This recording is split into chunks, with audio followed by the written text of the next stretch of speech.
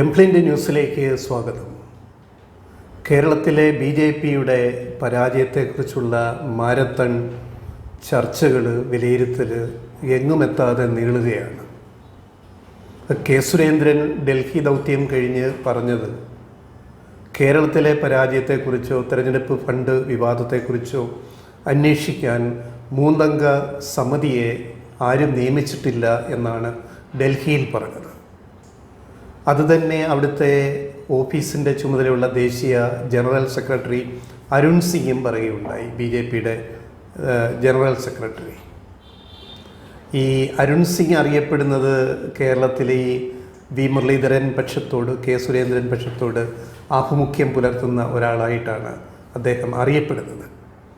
അപ്പോൾ ഇതിൽ ഒരു സാങ്കേതികത്വത്തിൽ പിടിച്ചിട്ടാണ് സുരേന്ദ്രനും അരുൺ സിംഗും ഇങ്ങനെ പറഞ്ഞിരിക്കുന്നത് എന്ന് എതിർവിഭാഗം വെടിപൊട്ടിക്കുന്നുണ്ട്. ഇന്നലെ തന്നെ ഈ വാർത്ത വന്നു കഴിഞ്ഞപ്പോൾ ഇങ്ങനൊരു സമിതിയെ നിയോഗിച്ചിട്ടില്ല. അതായത് 3 അംഗ സമിതി. ഏതാ 3 അംഗ സമിതി? ഇ. ശ്രീധരനും സി.വി. ആനന്ദബോസും ജേക്കബ് തോമസും അടങ്ങുന്ന അങ്ങനൊരു സമിതിയെ ഉണ്ടാക്കിയിട്ടില്ല എന്ന് ഡൽഹിയിൽ വെച്ച് സുരേന്ദ്രനും അരുൺ സിംഗും പറയുന്നു. എന്നാൽ ഇവർ റിപ്പോർട്ട് കൊടുത്തിട്ടുണ്ട്. 3 അംഗ സമിതി എന്ന് പറയുന്നത് സാങ്കേതികത്വം മാത്രമാണ്. അങ്ങനെ ഒരു 3 മെമ്പർ കമ്മിറ്റി എന്ന പേരിൽ ഉണ്ടാക്കിയിട്ടില്ല. പക്ഷേ ഈ 3 പേരും വ്യക്തിപരമായി പ്രശ്നങ്ങൾ പഠിച്ചിട്ട് വെവ്വേറെ റിപ്പോർട്ടുകളാണ് കൊടുത്തിട്ടുള്ളത് എന്ന് എതിർപക്ഷം, കേരളത്തിലെ ബി.ജെ.പിയിലെ സുരേന്ദ്രനെയും വി മുരളീധരനെയും എതിർക്കുന്ന പക്ഷം, കൃഷ്ണദാസ്, ശോഭാ സുരേന്ദ്രൻ പക്ഷം, അവരുടെ ചില അജ്ഞാനുവർത്തികളിൽ വഴി ഈ വിവരങ്ങൾ പുറത്തുവിട്ടിട്ടുണ്ട്. അതിവിടെ വീണ്ടും ബി.ജെ.പിയിൽ ചർച്ചയായി.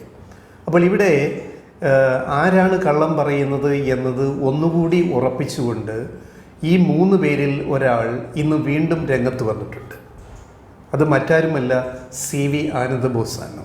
റിട്ടയർഡ് IAS ഉദ്യോഗസ്ഥനായ ആനന്ദബോസ്. ആനന്ദബോസ് ഇന്ന് ഇന്ത്യൻ എക്സ്പ്രസ് പത്രത്തിന് നൽകിയ ഒരു അഭിമുഖത്തിൽ പറഞ്ഞിരിക്കുന്നത് ഞാൻ റിപ്പോർട്ട് കൊടുത്തു എന്നാണ്. ബി.ജെ.പിയുടെ കേന്ദ്ര വക്താക്കൾ ആവശ്യപ്പെട്ട പ്രകാരം, അദ്ദേഹം പേരെടുത്ത് പറയുന്നില്ല, പക്ഷേ നരേന്ദ്രമോദി ഉൾപ്പെടെയുള്ളവർ, പ്രധാനമന്ത്രി ഉൾപ്പെടെയുള്ളവർ ആവശ്യപ്പെട്ടിട്ടാണ് ഇങ്ങനെ ഒരു റിപ്പോർട്ട് താൻ കൊടുത്തത് എന്ന് വ്യക്തമായ സൂചന അദ്ദേഹത്തിൻ്റെ വാക്കുകളിലുണ്ട്. അദ്ദേഹം വളരെ സത്യസന്ധമായിട്ട് പറഞ്ഞൊരു കാര്യം, കേന്ദ്രത്തിൽ നിന്ന് ആവശ്യപ്പെട്ടു, ഞാൻ വിശദമായ റിപ്പോർട്ട് കൊടുത്തു എന്നാണ്. ആ റിപ്പോർട്ടിൽ നേതൃമാറ്റം ഉൾപ്പെടെ എന്ന് പറഞ്ഞാൽ എന്താണ്, കെ. സുരേന്ദ്രനെ സംസ്ഥാന അധ്യക്ഷ പദവിയിൽ നിന്നും മാറ്റുന്നത് ഉൾപ്പെടെയുള്ള കാര്യങ്ങൾ, നേതൃമാറ്റം ഉൾപ്പെടെ തൻ്റെ റിപ്പോർട്ടിൽ നിർദ്ദേശിച്ചിട്ടുണ്ട് എന്നാണ് ആനന്ദബോസ് വ്യക്തമാക്കിയത്. ഇതാദ്യമല്ല ആനന്ദബോസ് പറയുന്നത്. ആദ്യം അദ്ദേഹം മാതൃഭൂമിക്ക് കൊടുത്തൊരു അഭിമുഖത്തിൽ ഇക്കാര്യം പറയുകയുണ്ടായി. മറ്റു മാധ്യമങ്ങളും അത് റിപ്പോർട്ട് ചെയ്തിരുന്നു കുറേ ദിവസങ്ങൾക്ക് മുമ്പ്.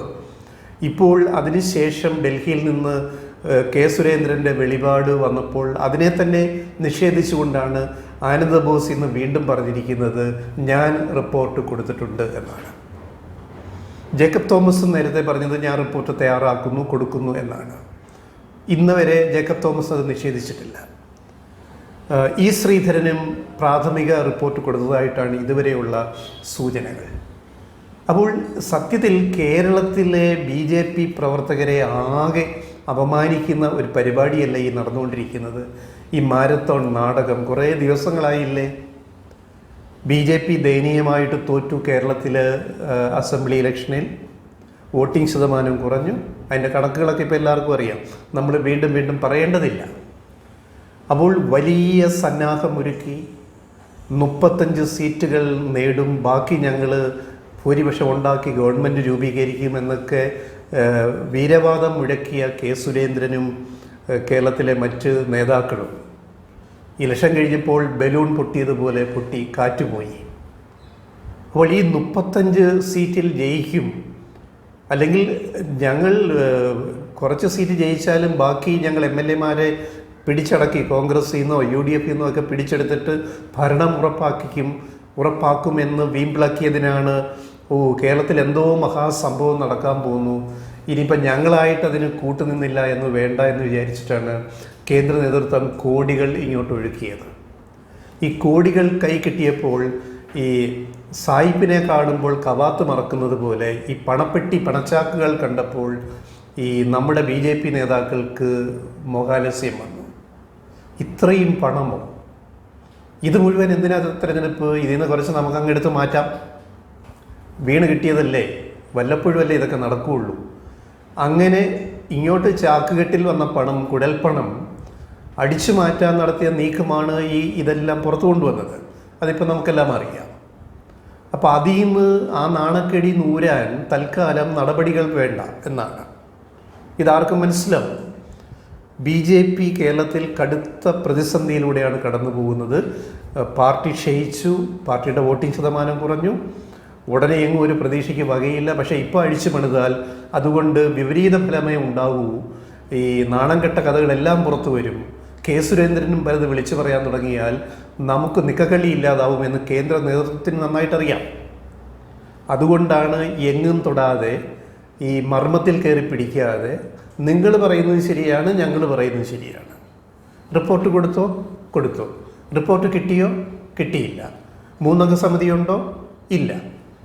3 പേരുണ്ടോ? ഉണ്ട്. ഇതെന്തൊരു കാര്യം എന്ന് ആലോചിച്ച് നോക്കണേ. 3 പേരുടെ റിപ്പോർട്ടുണ്ട്, പക്ഷെ 3 അംഗ സമിതി ഇല്ല. തെരഞ്ഞെടുപ്പിൽ ഫണ്ട് ഒഴുകിയോ? ഒഴുകി. എന്നാൽ ഫണ്ട് എവിടെ നിന്ന് വന്നു അറിയില്ല. ധർമ്മരാജൻ്റെ പണമെന്ന് തെളിവുണ്ടല്ലോ, കെ സുരേന്ദ്രൻ പറയുന്നു. കോടതി പറയുന്നു തെളിവില്ല, ധർമ്മരാജൻ പണത്തിൻ്റെ ഉറവിടം കാണിക്കുന്നില്ല, തെളിവില്ല. അത് കോടതി തള്ളിക്കളഞ്ഞു. അതിനെപ്പറ്റി പിന്നെ ആരും വേണ്ടിയിട്ടില്ല.